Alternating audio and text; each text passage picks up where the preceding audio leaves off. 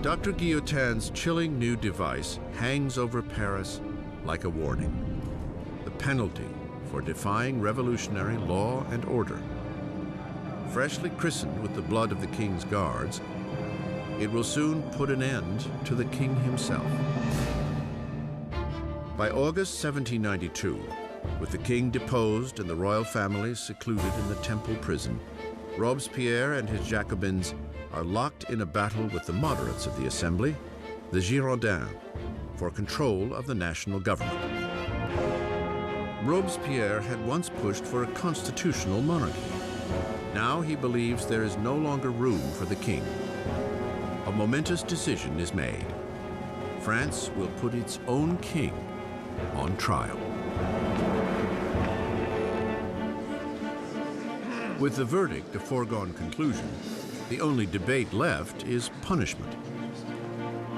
The moderates, the Girondins, call for sparing Louis's life, which isolates them in the convention. But the Girondins are outnumbered by the Jacobin call for blood. Why did the Jacobins want to kill the king?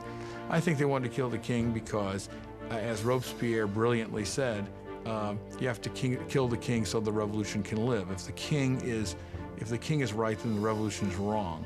In any system there had ever been, there's only one penalty for treason, and that is death. So in this sense, if the king is guilty of betraying the country in a time of war, then the argument is that he must suffer the death of a traitor. On January 20th, 1793, Louis XVI is declared guilty. The sentence is read. The king must die. That evening, Louis is briefly reunited with his family. Calm in the face of their tears, he promises to return the next morning to say a final goodbye. He will not. He cannot bear his family's anguish and must not weaken on the way to the guillotine. The next morning, a closed carriage brings Louis to the scaffold. And he stoically makes his way to the blade.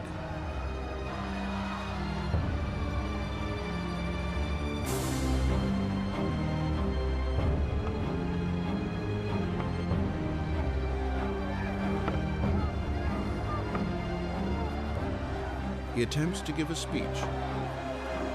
I trust that my death will be for the happiness of my people, but I grieve for France, and I fear that she may suffer the anger of the Lord.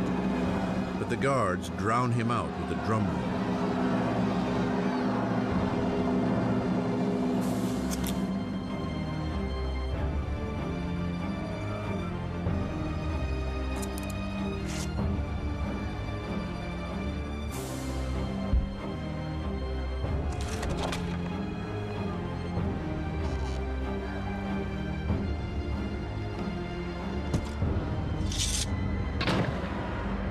At 10:22 a.m., the man who once was king is no more.